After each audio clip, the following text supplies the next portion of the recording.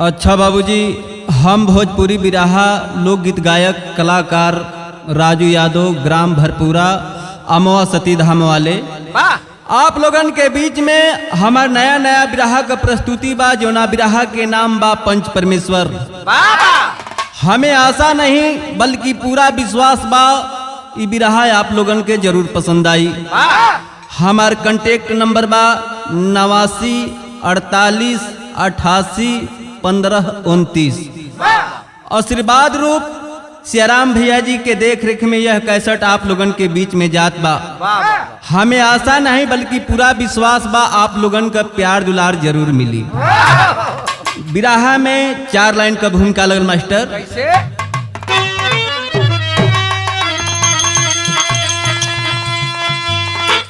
भगवान से भावना लेकर नारद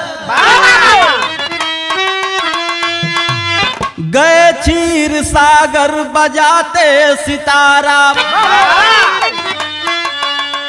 भक्ति की शक्ति भरा भाव सुंदर गाते हरिओम बरसे फुहारा। भटकन हिया में समाई अनोखी श्रेष्ठ पंचिया परमेश्वर का नजारा। बाला गुरुजी है खुश मिजाजी कि राजू की नैया का हो जा सहारा।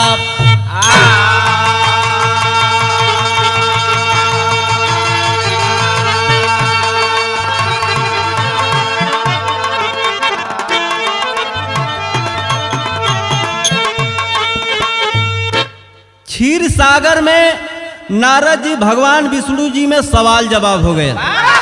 नारद जी कहला, हे प्रभु हमके एक ठे बात नइखे समझ में आवत। भगवान विष्णु जी कहला, का नइखे समझ में आवत।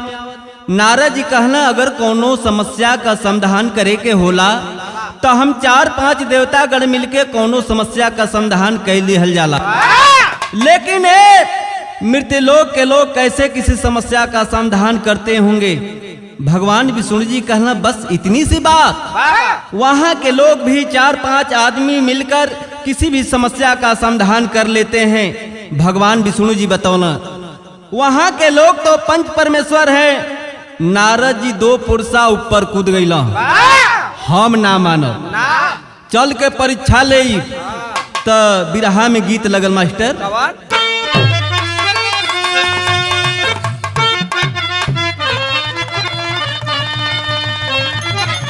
बाबा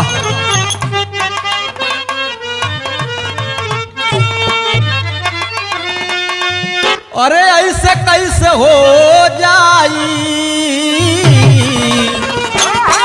अरे ऐसे कैसे हो जाई मोहब्बत का सौदा।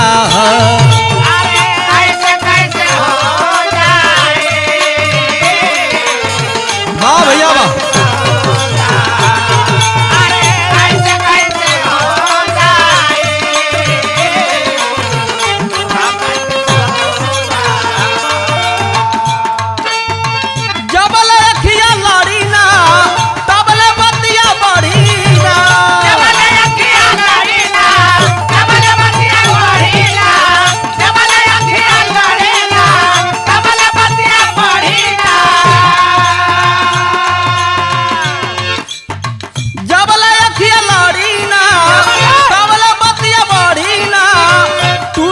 बिखर जाई,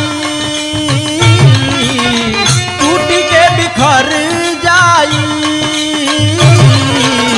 प्यार का घर दाग। अरे टूट के बिखर जाई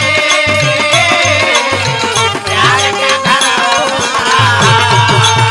टूट के बिखर जाई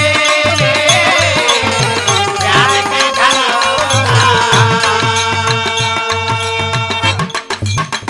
ई त गीत बा, बिरहा में संकेत बा। मुनिवर की बातों पे क्या बात है? मुनिवर की बातों पे विष्णु जी हंसते हैं। अरे मुनिवर के बातों पे विष्णु जी हंसते हैं। मुनिवर के बातों पे विष्णु जी हंसते हैं। पंच परमेश्वर तो श्रेष्ठ है ईश्वर से। पंच परमेश्वर को प्रकट है ईश्वर से। पंच परमेश्वर को प्रकट है ईश्वर से।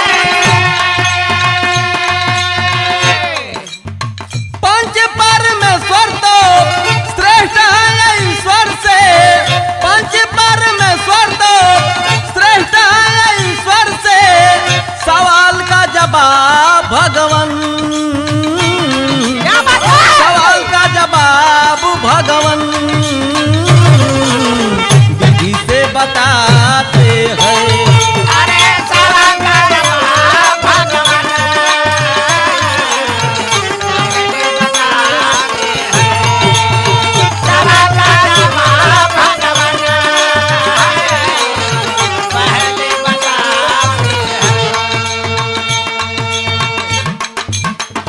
ए बाबू, नारद जी कहला हम ना मानब, चल के परीक्षा ले। नारद जी चलना है मृत्यु लोक का परीक्षा लेबे। कैसे? कैसे? कहानी का शुरुआत भैल मास्टर।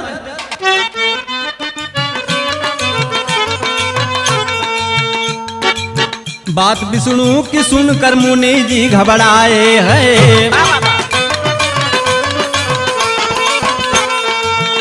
लेने परीक्षा मुनि सीताराम उठाए गए। चले नारद तब भगवान ने विचार किए। सुंदर माया की नगरी विष्णु ने तैयार किए। मंजिलपुर गांव के जब मृत लोक में आए गए। नगर में फेरी देते हरि का गुड़ गाए हैं। घूमते पहुंचे सेठ के द्वारे मुनि ज्ञानी। सुंदर देख सेठाई नारद को उमड़ा पानी।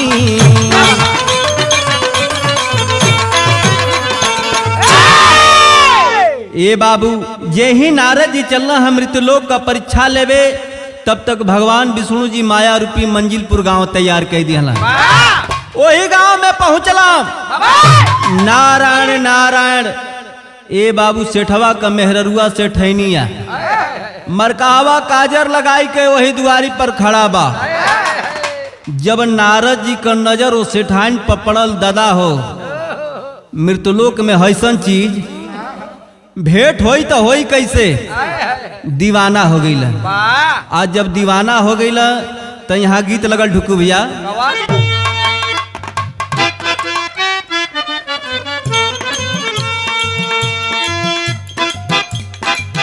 मेरी बेरी के हो, मेरी बेरी के बेर मत तोड़ो। मेरे बेरे के बेर मत तोड़ो। मेरे बेरे के बेर मत तोड़ो। मेरी बेरी के हो, मेरी बेरी के, मेरी बेरी के बेर मत तोड़ो, कोई कांटा चुभ जाएगा। मेरे बेर मत तोड़ो, कोई कांटा चुभ जाएगा। मेरे बेरे के बेर मत तोड़ो, कोई कांटा चुभ जाएगा। ई त गीत बा बिराहा में संकेत भैल। नारद जी दीवाना हो गई। कैसे? कैसे?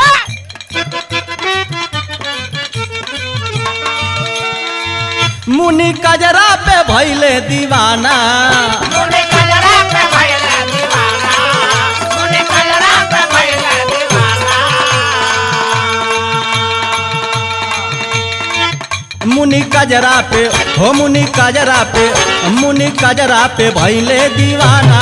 ईमान देखा डोली गई। मुनि कजरा पे भइले दीवाना। ईमान देखा डोली गई। मुनि कजरा पे भइले दीवाना। ईमान देखा डोली गोपिया खोजे सेवाती के पानी। गोपिया खोजे सेवाती के पानी, गोपिया खोजे सेवाती के पानी। वैसे मुनि के बेधे जवानी, वैसे मुनि के बेधे जवानी, वैसे मुनि के बेधे जवानी। वैसे मुनि के वैसे मुनि के बेधे जवानी, ईमान देखा डोली गई। वैसे मुनि के बेधे जवानी, ईमान देखा डोली गई। वैसे मुनि के बेधे जवानी, ईमान देखा डोली गई। ए बाबूजी, नारद जी जोगाड़े में हुआ, भेंट होई तो होई कैसे? तब तक जगह मिल गई का? काम पड़ा जब बाहर को सेठ सेठाइन से आदेश लिए, जल्द ही मैं लौटूंगा, अपना राह पकड़ लिए। बात सुन सब नारद मुनि मन में हुआ विचार किए, माया रूपी खेल खेलूंगा, मन में वह ठान लिए। ए बाबू, सेठ जी सेठाइन से कहला हम 4 दिन खातिर बाहर जाते हैं, जमाना जुग बड़ा खराब बा, बच के रहला का काम बा। सेठाइन कहली कोनो चिंता मत करी, जा हो जा। ए बाबू, सेठ जी जही चल रहा तब तक नारद जी सेठवा का हम सकल रूप बनाई के द्वारी पर पहुँचल। प्यारी दरवाजा खोलो में आ गया। नारद जी तो मायावी रहला, रूप बनावे में माहिर रहला। तो यहाँ गीत लगल मास्टर,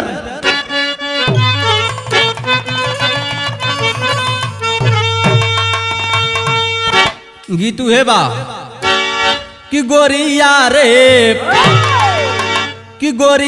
रे बिजुरिया कहवा गिरी।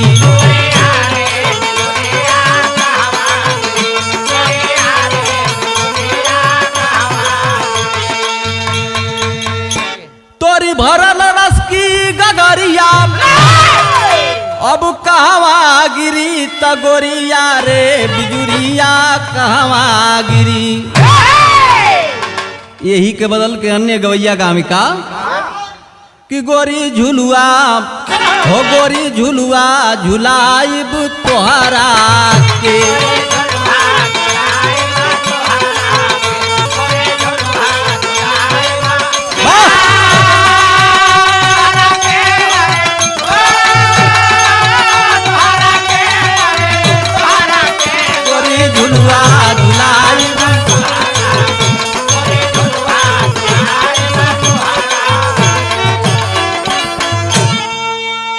हो रहा खियाइब जवन गौआ में होला, आ घूमाइब गोरी सती धाम मेला।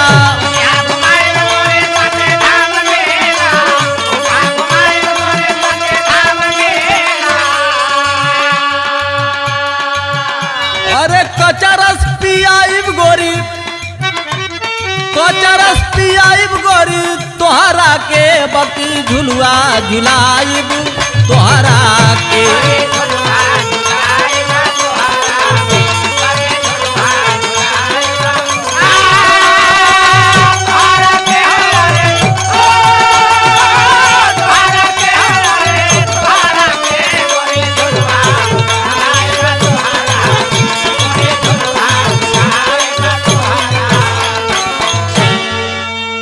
ई त गीत बा, बिरहा में संकेत बा।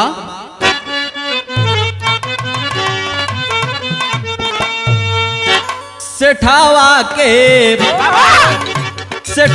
के सकल मुनि लिहले बनाए।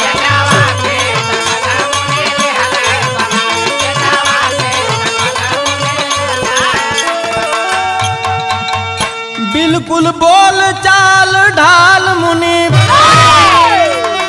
अरे लिए अपना सेठावा के सकल मुनि लिहले बनाए।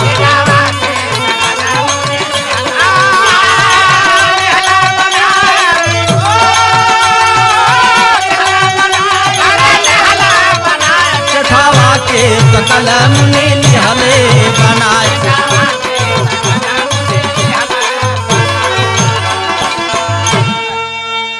एक दू तीन दिन ठीक बीत गईले आ ठीक 4 दिन बाद सेठ जब अइले।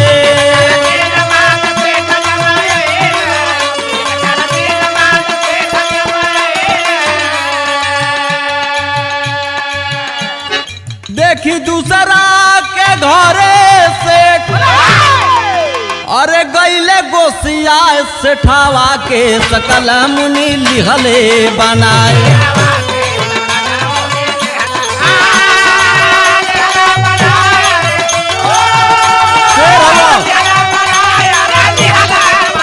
सेठावा के सकल मुनि लिहले बनाए।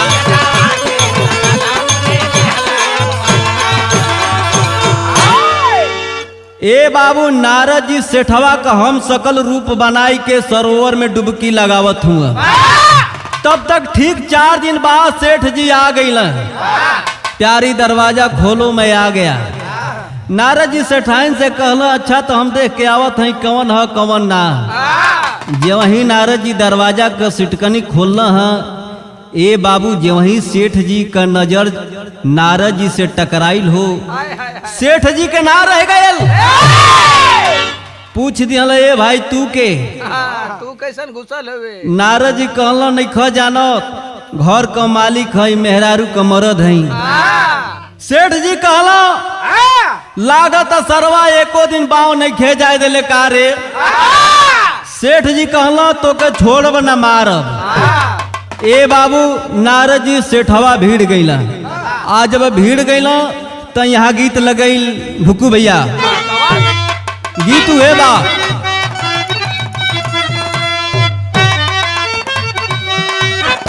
जोरदार बारिश होत बा। कोनो मेहरारू छाता कांख में दबा के जात बे। कोनो मेहरारू कहलस का हो भीजत बाड़ू लेकिन छाता काखी में दबा के जात बाड़ू। खोल के चला खोल के। वो छाता वाली मेहरारू कहलस का कहलस ये कहलस का बंद करके रखी चाहे और खोल करके छाता राजा कमाता हमरो हो राजा कमाता हमरो देखी देखी तोर का भभाता राजा कमाता हमरो।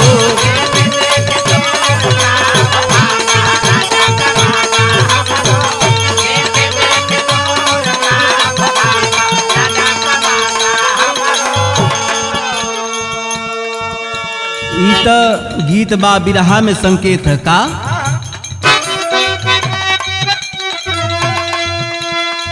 देखी लीला सेठ काहे और कैलस घोटाला साला सेठाइन के रातों दिन खूब कूड़ कवलस साला सेठाइन के।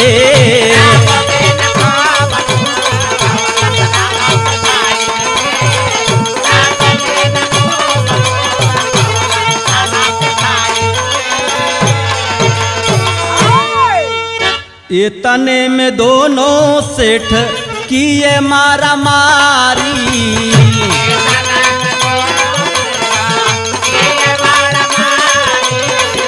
भीड़ गई लो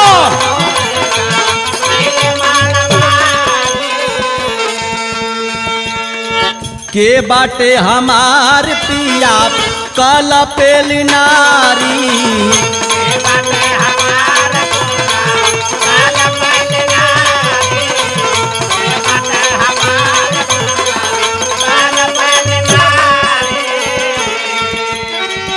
माया वाला सेठ काहे तोड़ब तोड़ कुल्ला साला सेठाइन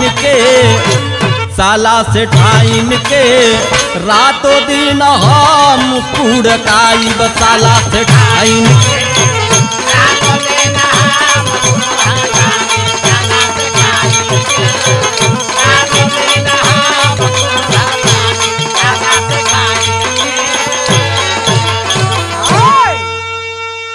ए ढुकू भैया नारद जी आ सेठवा भीड़ गई। नारद जी तो मायावी रहला, सेठ जी के पकड़ के आ नारद जी लगल केहू नट्ठे। सेठ जी चिल्लाए लगल, दादा हो जान गईल बचाव।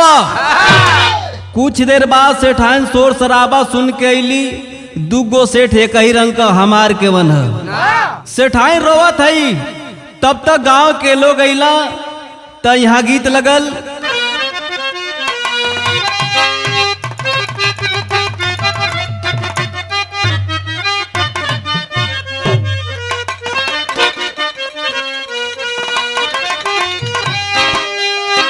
हीरा भैया एक गीत के बुल्लू दादा रामदेव दादा जी गावे। कैसे गावे? कोठा ऊपर कोठरी, अरे हलवैया की दुकान, हाथ से लड्डू छूट गईल, हलवैया मारे शान। किरिया लेला, किरिया लेला, किरिया लेला राजा या बहिना दा। वाह भैया वाह।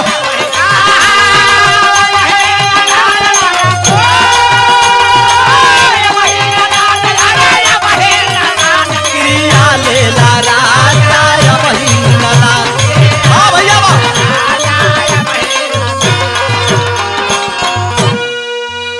विराह में संकेत है। हल्ला सुन के द्वारे अइले, अरे गौवा के नर नार, बिलख बिलख के कहे दुल्हिया, देवा इन्हें छोड़ा जनावा दी है, जनावा दी है, जनावा दी है आपन दोनों गावा।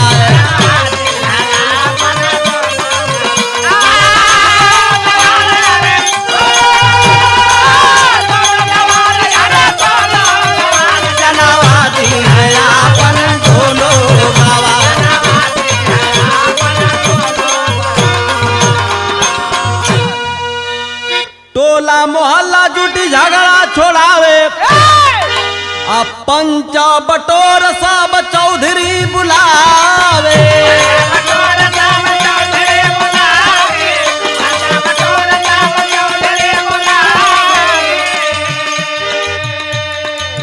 बहुत कहला पे मुखिया अइले, अरे सेठ जी के द्वार, सवाल जवाब जो कैले मुखिया, अरे उत्तर मिला समान। जनावा दी है, जनावा दी है, जनावा दी है आपन दोनों गावा।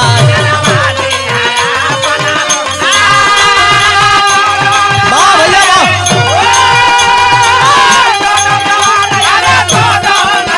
जनावा दी है आपन दोनों गावा।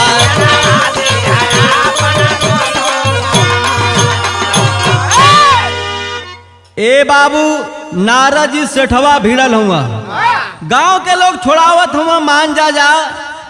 ए भाई मान जा जा, जब वही गांव के लोग छोड़ा के हटे तब तक भीड़ जा। कुछ देर बाद गांव के मुखिया जी अइला, मामला शांत भयल। मुखिया जी असली सेठ से सवाल कैला कि का साबूत है कि तू उनका मर्द हुआ, वो तोहार मेहरारू है। सेठ जी कहला, ए साहब ए पंचो, हम 4 दिन खातिर बाहर ना गईली, ई हमरा मेहरारू के एको दिन छोड़ले ना बा। मुखिया जी कहला, का साबूत हो कि तू उनका मर्द हुआ, वो तुहार मेहरारू है? साबूत का बा पेश करा। तेरी का लाइन लगल मास्टर।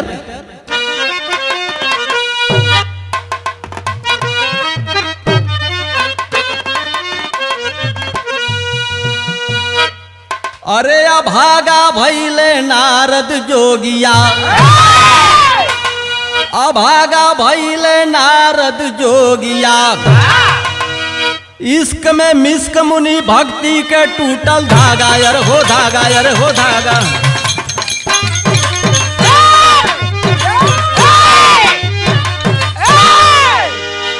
काम बसी नारद ने, काम बसी नारद ने काया में दाग लगाए हैं, खास पंच पंचायत करते असली सेठ फरमाए हैं। 11,000 रुपया बाकी खाता में सबे दिखाए हैं। घूम गई पंचों की इच्छा नारद से फरमाए हैं। ए साहब ए पंचो, आप लोग जानल चाहत है ना, हम 4 दिन खातिर बाहर का गईली, ई बहुरूपी साला हमरा मेहरारू के एको दिन बाव नहीं खे जाए देले। खाजा फोरलस मुखिया जी कहला हम नहीं खे जानत। साबूत का है उ सेठवा कहल से साहब ए पंचो, बैंक में हमरा नाम से मेहरारू के नाम से ज्वाइंट खाता बा, 11,000 रुपया जमा बाप। पंच लोग देखला बात जायज बा। सही बात है भाई। ए बाबू, पंच लोग नारद जी से सवाल कैले का हो राउर का साबुत है। नारद जी 2 पॉइंट बढ़ के बतावत हुआ। का बतावत हुआ? पहपट का लाइन लगन मास्टर।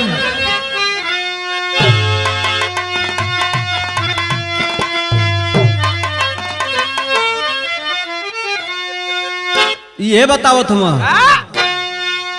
गए पिताजी स्वर्ग में बतलाई माया नारद की। अरे गए पिताजी स्वर्ग में बतलाई माया नारद की। हंडा के रुपया दिहले खोदवाई माया नारद की।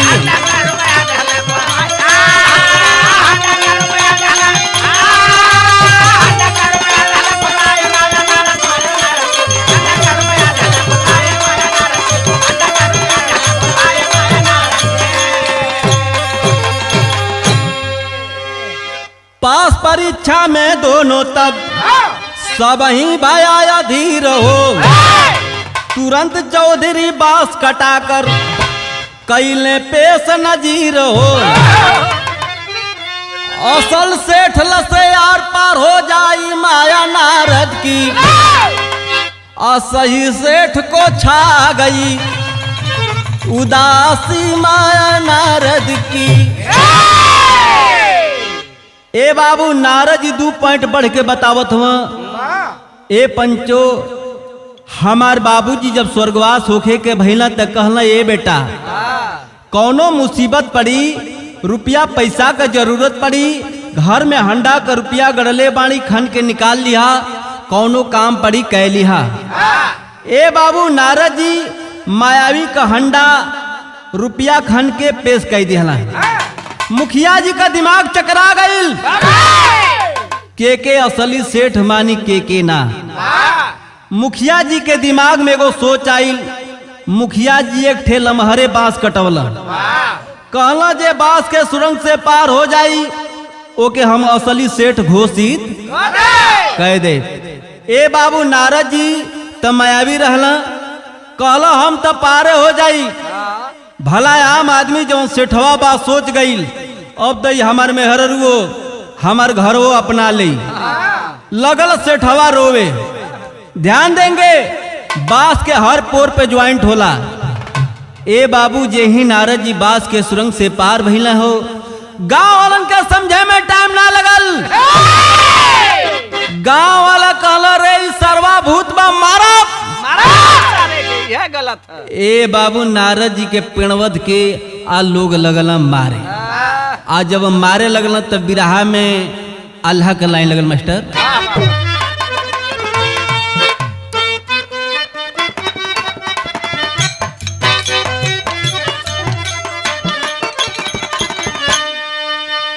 हाय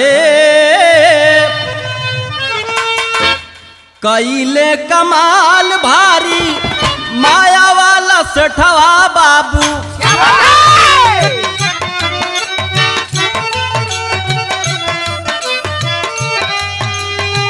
बांस के सुरंगवा से होई गया पार।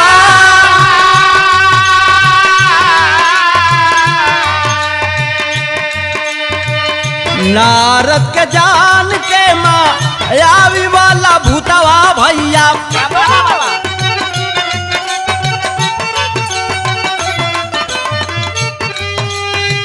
पीठिया पे मारे सब डंडावे की मां।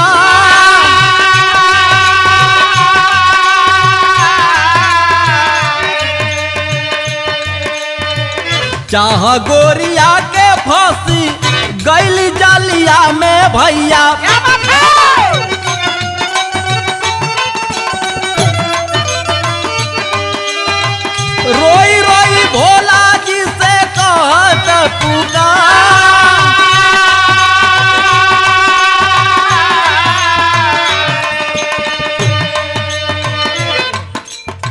नारद के अरजिया पर ममता छछाइल भैया।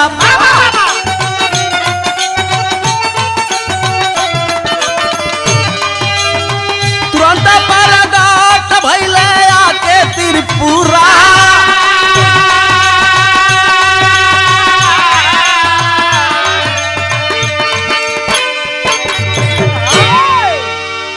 ए बाबू, जब नारद जी पिटाए लगल हो तो लगल चिल्लाए, बचाओ बचाओ।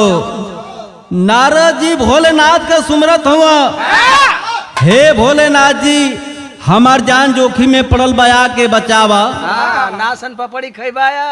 भोलेनाथ जी अला कहला कि अच्छा तो बहुत हो गई, छोड़ दा जा।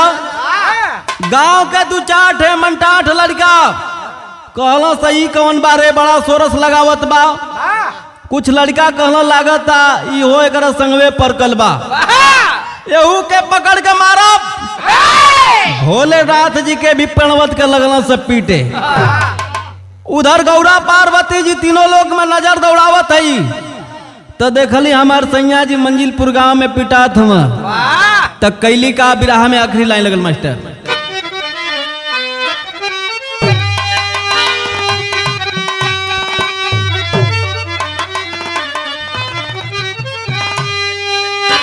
बाध करके शंभू के जनता मारे झपटी।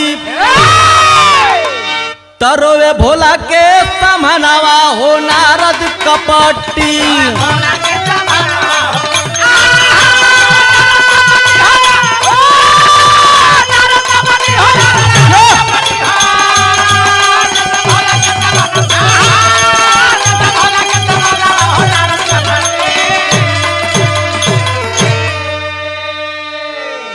रोई रोई अर्ज गिरजा विष्णु से लगाए, असून करके यार तुरंत कमलापति धाए।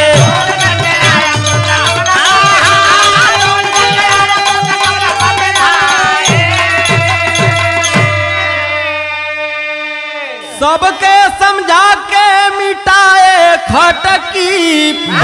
तरोए भोला के समनवा हो नारद कपटी। ए बाबू, गौरा पार्वती जी भाग के भगवान विष्णु के पास गईली। कहली हे तीनों लोग के मालिक, हमार सैया जी मंजिलपुर गांव में पिटात हुआ, जाके बचाई। ए बाबू, सारा कारा धारा तो भगवान विष्णु जी के है। भगवान विष्णु जी कहला कहला कि अच्छा तो बहुत हो गई, अब छोड़ द जा। ए बाबू, भोलेनाथ नारद जी छूटल। नारद जी आके भगवान विष्णु जी की पैरवा पे गिर गई। कहलो हम मान गईली प्रभु। अरे भैया फिर ना जाए हम मान गईली। यहाँ के लोक में, यहाँ के लोग वाकई में पंच परमेश्वर हैं। तो आखिरी लाइन लगल मास्टर, भोला नारद मुनि छूटे रहिया तकाए। अब पंच होता श्रेष्ठ नारद सिरावा झुकाए।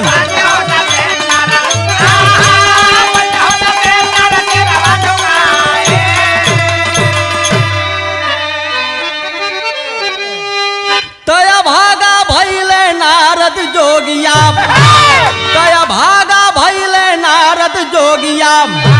गायक राजू के सामने केहू ना छटकिया। भागा भैले नारद जो